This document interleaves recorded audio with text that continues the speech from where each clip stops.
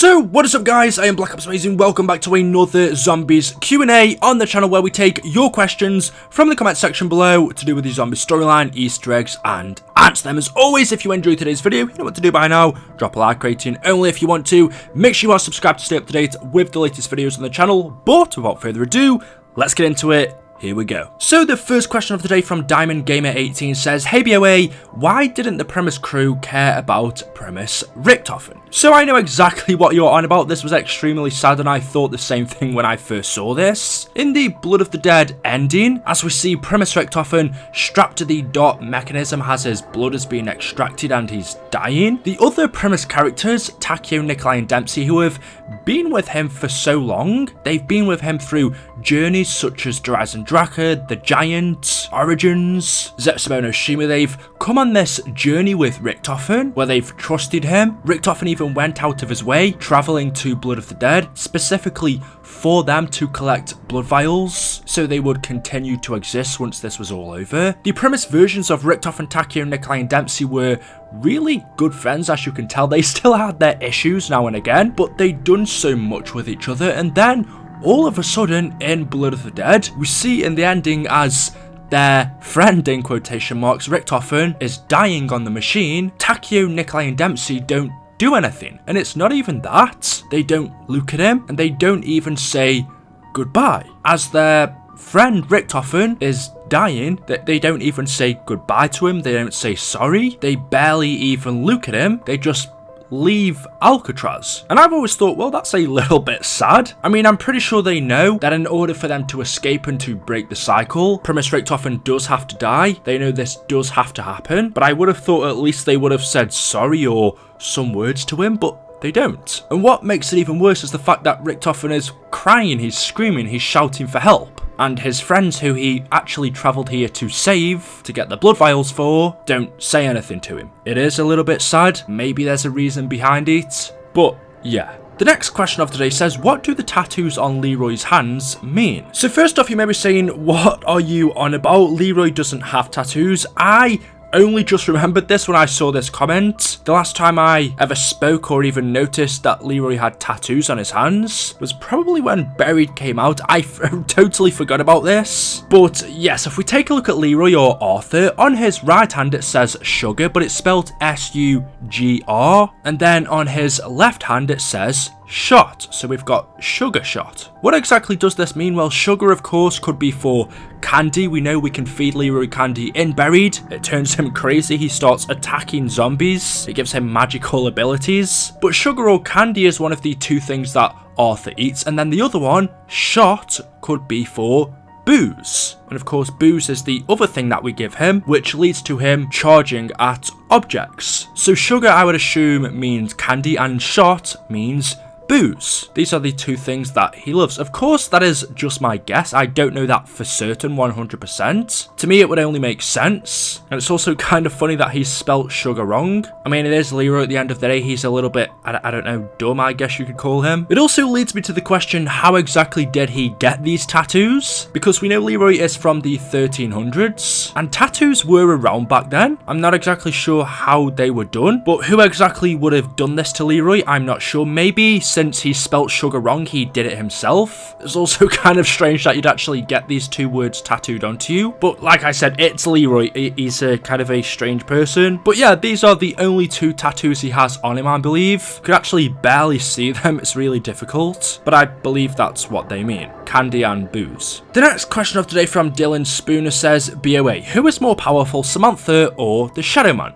Please reveal. Love your videos. Keep it up. So, who is more powerful? I would have to say the Shadow Man. We know that Samantha, in order to use her powers, needs the MPD pyramid. Without that, she is nothing, just a regular girl. Whereas the Shadow Man, he has powers. He can turn into the Apothecon without using another device. We know he's more powerful when he uses the summoning key, when he has that in his hands. But even without that, if Samantha used the MPD pyramid against, you know, the Shadow Man, with or without the summoning key, I still believe the Shadow Man is more powerful. I mean, he would have to be right. He's an Apothecon. He was one of the first two beings to ever exist. Samantha is just a regular girl that became trapped inside of the MPD. Although we've seen her unleash the zombies on Earth, the Hellhounds, and all of these other monstrosities. She's killed thousands of people. I think we have to give it to the Shadow Man. Della Gaming YouTube says, hey BOA, quick question. Do you edit your own videos or does someone else do it?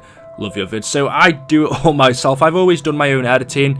It's not the most fun thing to do. My favorite part of YouTube is doing the thumbnails. I've always done everything on my YouTube channel. I don't know why I answered that one. The next question says, why are the CDC and the FBI against each other? So it's actually the CDC and the CIA, not the FBI. We play as both of these groups of characters in game modes like Grief, Survival, and also Turned. The CDC is the Center of Disease Control, a federal agency, and the CIA, again, as I'm sure you know, stands for Central Intelligence Agency, which is a service of the federal government. But to answer your question, why are these groups against each other? Because in Grief, one team plays as the CDC and the other team plays as the CIA, and they both go off, not exactly fighting one another. We don't shoot each other, but they compete against one another. They're definitely not friends. These two groups don't work together. They're separate, trying to outlive one another, seeing which group can survive the longest. When the nuclear bomb exploded outside of Nuketown as a result of Broken Arrow's drilling, we know that both the CIA and CDC were sent in to investigate. When they got there, they found an outbreak of the undead, and then it was kind of like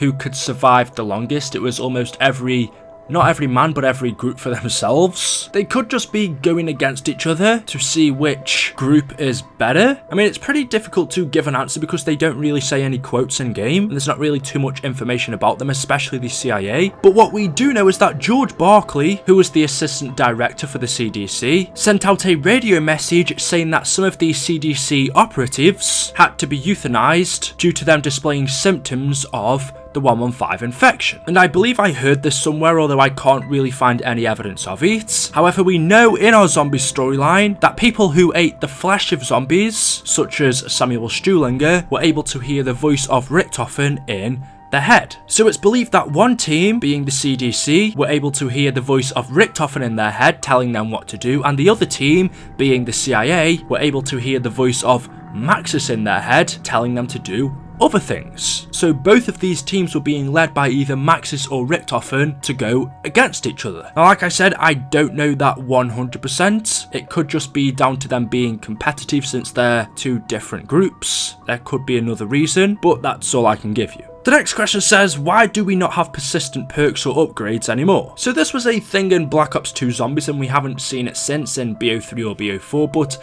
in BO2, in maps like Transit, I believe in Die Rise, I can't remember, especially in Buried, I know that map. I don't think we had them in Origins, but for the Transit crew at least, there was a thing called persistent perks or persistent upgrades. These were perks or upgrades that you could get that you actually didn't have to buy. You could earn them in game, either by doing little challenges or different random things. The first one you were able to get was PhD Flopper. This was only exclusive to Buried. You couldn't get it on any other map. To obtain this, all you had to do was take critical fall damage, so jump from a high place without killing yourself. I believe you had to do this somewhere in the region of 5 to 10 times, and once you did it, you would get PhD Flopper as a persistent perk. So from then on, every time you took fall damage, PhD Flopper would come into effect. You could also earn a variant of Quick Revive. There was Deadshot Daiquiri, Tombstone, one called Steel Barriers, which instead of putting up wood barriers, you would put up steel, which would mean it would take twice the time for zombies to rip them off, and you would obtain this by rebuilding between 50 or 100 barriers without the help of Carpenter. You could also get Insta-Kill Pro, which would mean instead of having to knife or shoot zombies once to kill them, you could just run into them and they would instantly die. And then you could get ones such as better weapons from the mystery box. You could obtain a ray gun from buying the Olympia. I specifically remember this one on Die Rise. You could get a refund on perks, a 50% discount, long shot sniper points, and double pistol points, which as it says you would earn double the amount of points from pistols, and to obtain this you had to miss all of your shots with any pistol and then kill 1 to 3 zombies with a knife. So these are actually all really interesting and super cool. I have no idea why they never brought them back. I wish they did, because